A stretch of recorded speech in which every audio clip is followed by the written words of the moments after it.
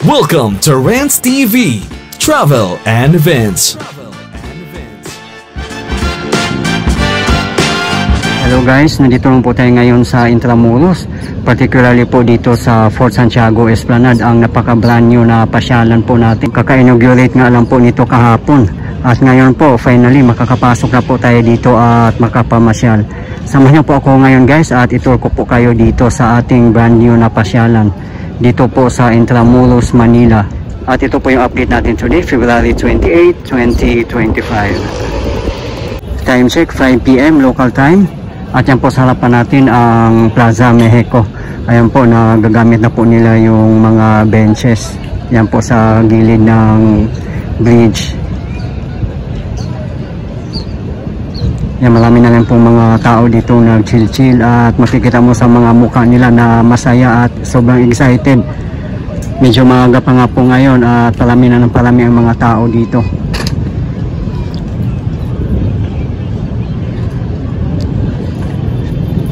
Ito po yung ganap kagabi, merong napakagandang fireworks at iba pa.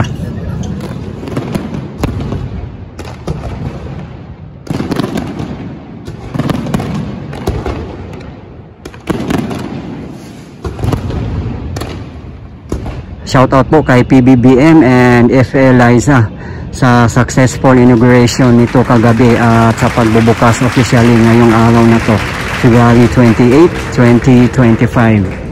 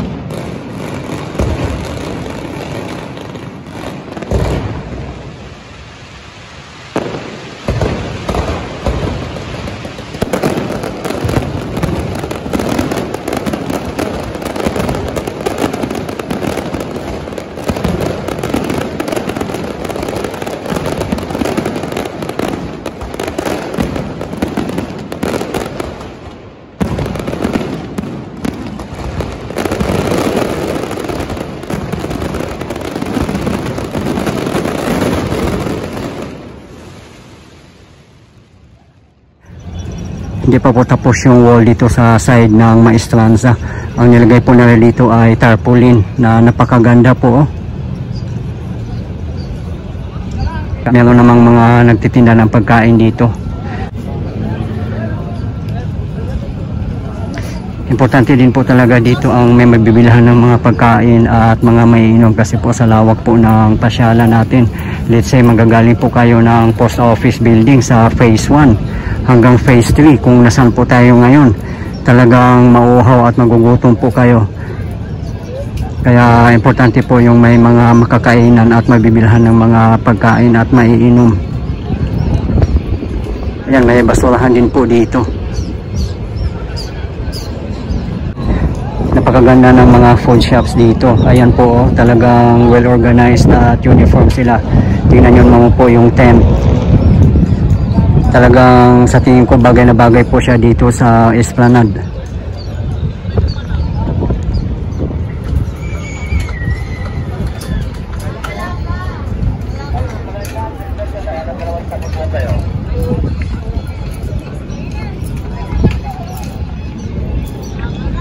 Sa mga hindi po nakakaalam, ang Pasig River Esplanade ay wala pong bayad mamasyal dito. Sana po mapanatili nating malinis ang ating pasyalan na napakaganda at nakaka-proud po bilang Pinoy kasi napakaganda po ang bagong pasyalan natin, handog ng PBBM admin.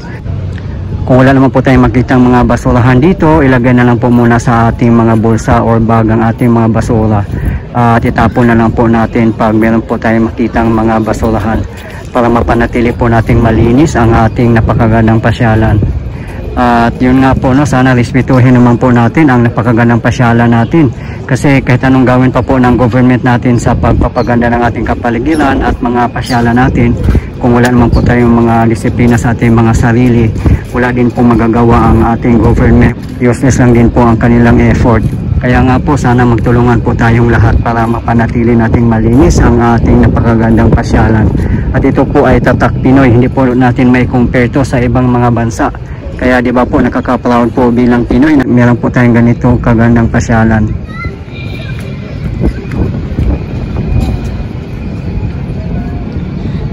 Sa mga hindi po nakakaalam, ang Pasig River Esplanade ay kabilaan po ito, 25 kilometers bawat side, so total 50 kilometers from Manila Bay up to Laguna de Bay.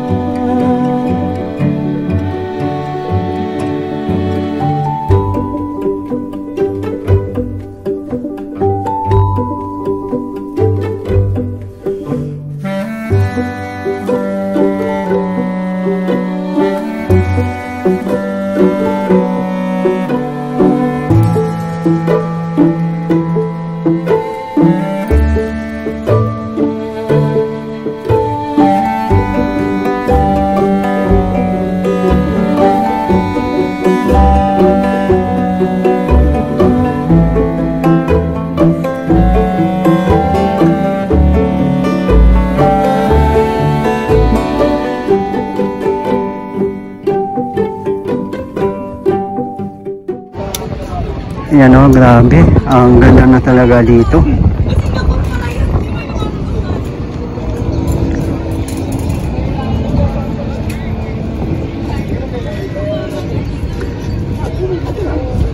Yan, makikita natin dito yung iba, naka-bike, nagja-jogging, walking. Sa mga hindi po nakakaalam, welcome po dito ang mga bikers at mga naka-wheelchair. Kaya mapansin nyo po dito pag mamasyal kayo, may mga ramp po para din po sa mga bikers at naka-wheelchair.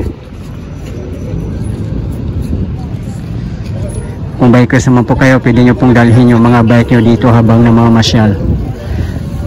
Ayan po. Sa ngayon po, sila pa lang po ang nagtitinda dito. Tara guys, punta na po tayo doon sa bandang dulo. Tutumbukin po natin ang pinakadulo ng Esplanade. Kung anong makikita po natin doon. Sobrang ganda po ang mga tarpaulin na nakalagay dito. Mga bayani. Maraming din nagko-comment sa ating previous videos na mga suggestions po nila na sana makakaroon dito ng maraming trees, basurahan, gym equipments, arc, fountain, at marami pa pong iba. Sa ngayon po wala pa pong mga ganun dito. Siguro naman po in future magkakaroon din po. Ayan, may mga punong kahoy po dito pero namamatay na po siya eh. Ayan po, yung sa likod po nito ay Maestranza at napakalawak po na parking yan. Kung gusto nyo mamasyal dito na may dalang sasakyan, pwede rin po kayong mag-park dyan sa Maestranza. Aside from Maestranza, meron pong maraming parking doon along Magallanes Drive. Katabi lang po ng Plaza Mexico.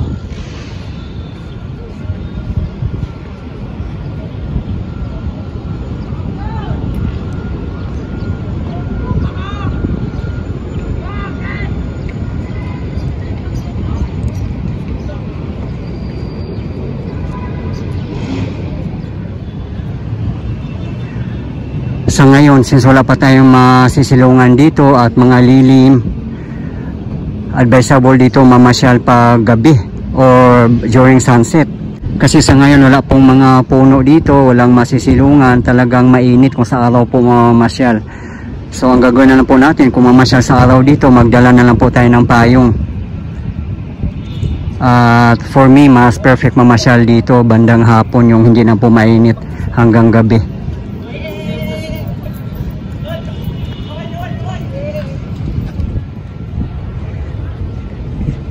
Pagaganda din ang flooring dito.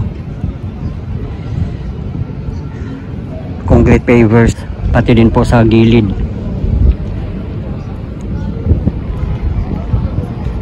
Kung napanood nyo po aking mga previous video, umiilaw na po lahat ng mga lamppost dito.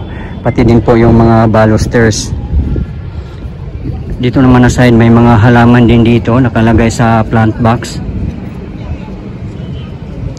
At may mga nagsuggest pa nga po pala na sana magkaroon daw dito ng mga bougainvillea. Abangan na lang po natin. Actually, kaka-open lang naman po ito today, officially. So, marami pa po tayong aabangan. Ayan o, perfect talaga dito magbabike. Ayan po yung mga sir natin, nagja-jogging na, na-enjoy na po nila.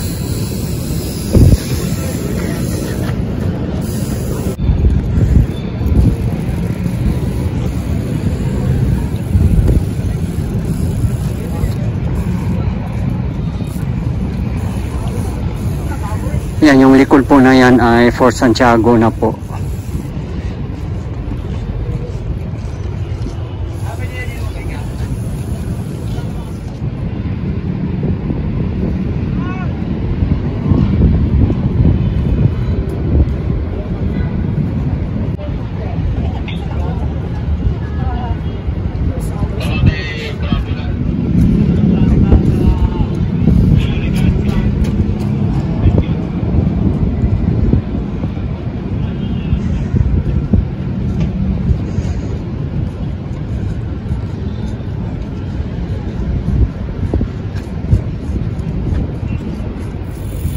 Ito po yung future developments at Fort Santiago Chambers. Marami pa po talaga tayong aabangan dito sa Intramuros.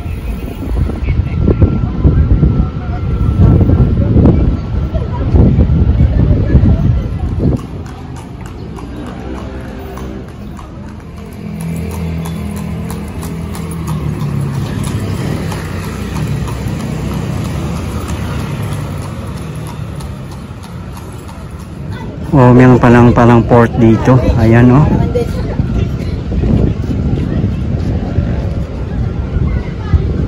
Siguro in the future magkakaroon dito ng mga boat rides.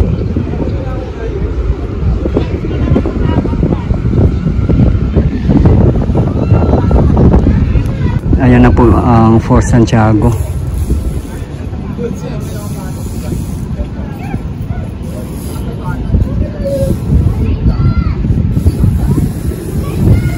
Sa mga hindi po nakakaalam, kung gusto nyo po mamasyal dito, kung mag LRT1 po kayo, ang pinakamalapit na station po ay Central Terminal.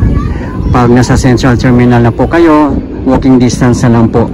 Diyan na po kayo dumaan sa may Metropolitan Theater. Meron pong underpass dyan papuntang Liwasang Bonifacio. Pag nasa Liwasang Bonifacio na po kayo, makikita nyo po ang Post Office Building. Nasa likod lang po ng Post Office Building ang Pasig River Esplanade.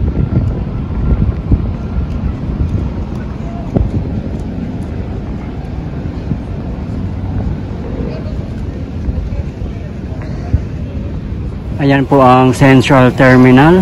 Pagbaba nyo po ay didiretso po kayo dito sa underpass. Ayan po ang Metropolitan Theater. Doon po sa bandang unahan ang underpass papuntang Liwasang Bonifacio po.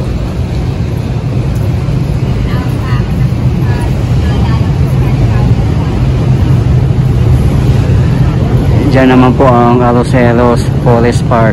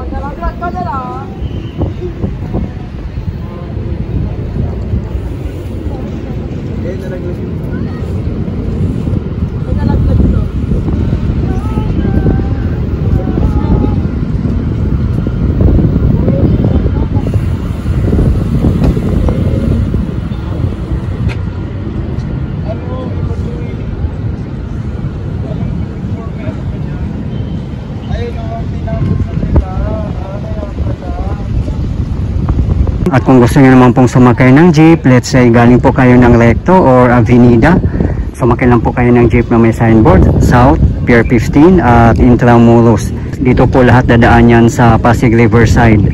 Ang pamasahe po ay 13 pesos only. Good news guys, kung gusto niyo pong mamasyal sa Fort Santiago, ay meron pong ticket counter dito. 75 pesos po ang entrance fee para sa regular visitors at para sa mga students, PWDs and senior citizen is 50 pesos only. Ayan, napaka-convenient na po mamasyal dito sa Fort Santiago kasi hindi na po kayo lalayo at iikot. Meron na po dito mismo. Ayan po ang daanan. Ayan po, grabe, sobrang ganda doon sa loob, napakalinis. Napakadaming puno. Next time guys, papasok po tayo dyan sa loob ng Fort Santiago.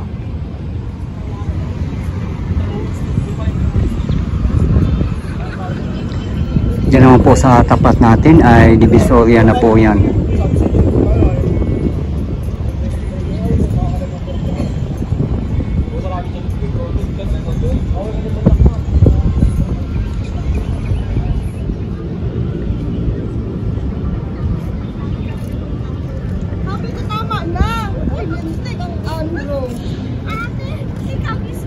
Dito po sa side, ayan o, siguro upuan na rin to at the same time. Pero sa ngayon po, hindi po natin alam kung ano pong gagawin dyan. Kasi kung titingnan po natin, para siyang upuan.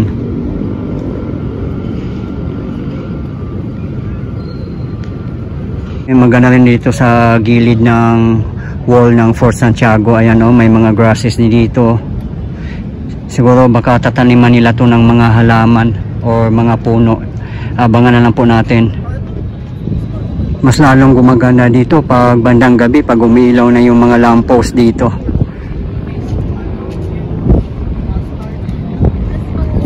Grabe, ganun kabilis ang paggawa ng Fort Santiago Esplanade. Nandito na po tayo sa pinakadulo ng Fort Santiago Esplanade. May nakapwesto po dito na security guard. Ayan po yung sa taas, yan po ang namamasyal sa Fort Santiago.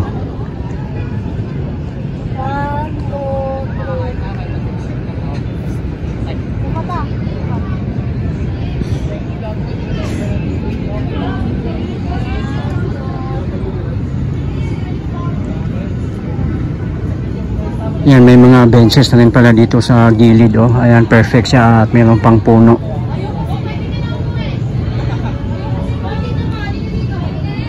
Sa ngayon, yan pa lang po ang mga may upuan dito. Yan po mismo ang pinakadulo ng Fort Santiago Esplanade. In future, dito na yan dudugtungan. Dadaan sa Maydelpan Bridge papuntang Manila Bay. At yun po ang abangan natin kung kailan po masisimulan.